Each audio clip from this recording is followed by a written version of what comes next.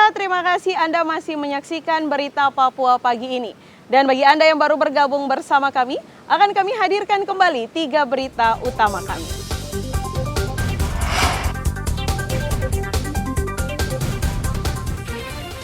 Empat belas rumah terbakar di Dok 9, Kota Jayapura. Bikin konten negatif di media sosial, 2 anggota Lantas Polda Papua Barat mendekam di jeruji besi.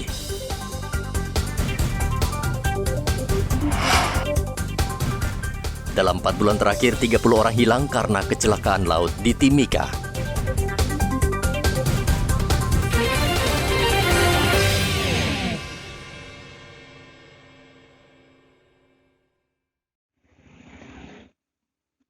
Saat ini Indonesia tengah dilanda musim peralihan dari kemarau ke musim hujan.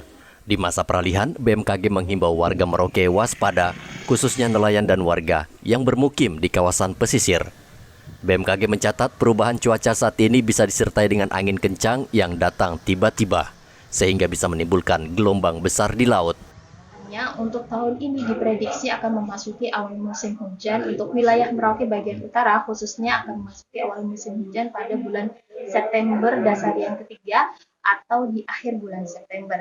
Sementara untuk wilayah-wilayah Merauke lainnya pada umumnya akan memasuki awal musim hujan pada bulan November dasarian ketiga atau akhir bulan November. Nah, dalam masa peralihan dari musim kemarau ke musim penghujan, patut diwaspadai akan adanya potensi-potensi hujan dengan intensitas sedang hingga lebat yang kemungkinan akan terjadi secara tiba-tiba karena memang masa peralihan ini kondisinya memang sangat labil atmosfer sehingga pertumbuhan awan-awan hujan itu sangat signifikan terjadi di masa peralihan. BMKG juga meminta warga rutin membersihkan drainase sehingga jika hujan turun tidak banjir. Muhammad Ridwan melaporkan dari Merauke, Papua.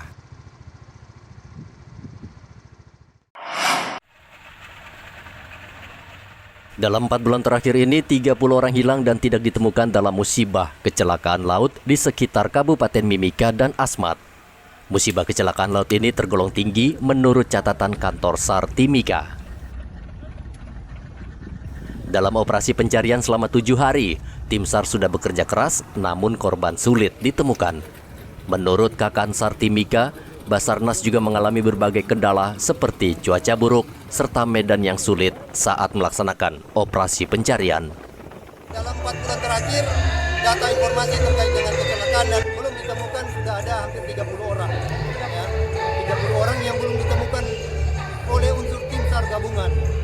Kami sudah berupaya, rata-rata operasi SAR kita kembangkan sampai 7 hari ya, melakukan pencarian, tetapi memang tidak ada tanda-tanda akan keberadaan korban. Selain karena lokasi atau medan dan berada di daerah pesisir pantai selatan yang arusnya cukup deras dan mudah bergeser ke beberapa arah, mungkin menjadi satu kesulitan melakukan pencarian. Jadi kecelakaan itu rata-rata paling tinggi di daerah wilayah Timika sama Asmat. Ya, antara perairan Timika dengan Asmat ini sudah sering terjadi. Terkadang ada juga di daerah antara Kaimana dengan Timika. Dari Basarnas, tentunya saat ini kita mengimbau kepada masyarakat, terkadang cuaca banyak berubah secara tiba-tiba, ada cuaca ekstrim. Ada juga imbauan dari BMKG terkait dengan perubahan cuaca. Oleh karena itu, kami dari Basarnas terkait dengan banyaknya kecelakaan, khususnya di wilayah kerja SAR Timika, yaitu dari Asmat hingga Timika dan Kabupaten Kaimana, terkait dengan insiden-insiden dan banyak korban yang tidak ditemukan, kami sampaikan kepada masyarakat untuk lebih berhati-hati dalam menggunakan jasa transportasi laut. Sebagian besar kecelakaan laut terjadi akibat nelayan atau penumpang kapal tidak melengkapi diri dengan peralatan keselamatan. Selain itu, cuaca buruk kerap menjadi penyebab kapal terbalik dan tenggelam. Dari Mimika, Papua, Igobat Momolin melaporkan.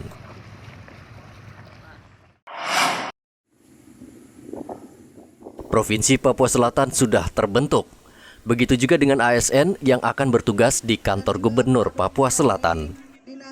Namun hingga kini Pemkab Merauke belum mendapatkan kepastian siapa penjabat Gubernur Papua Selatan yang akan memimpin provinsi baru itu.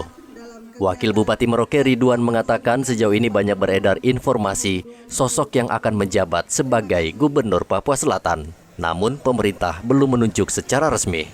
Informasi masih siap simpang siur. Dari ini juga ada tim itu untuk transisi dari Mendagri sudah hadir. Informasi yang pertama kemarin saya dapat informasi tapi tidak resmi 11 Oktober. Jadi dari Pak Sekretaris bilang itu ini karena terkendala dengan persiapan dari 4 kabupaten untuk menyiapkan segala sesuatunya untuk itu membentukkan personal Papua Selatan ini. Diharapkan semua bisa berjalan baik, terutama mutasi ASN, persiapan sarana prasarana kantor, terus kemudian persiapan untuk pembangunan kantor provinsi yang baru, sekaligus persiapan keuangan yang disepakati untuk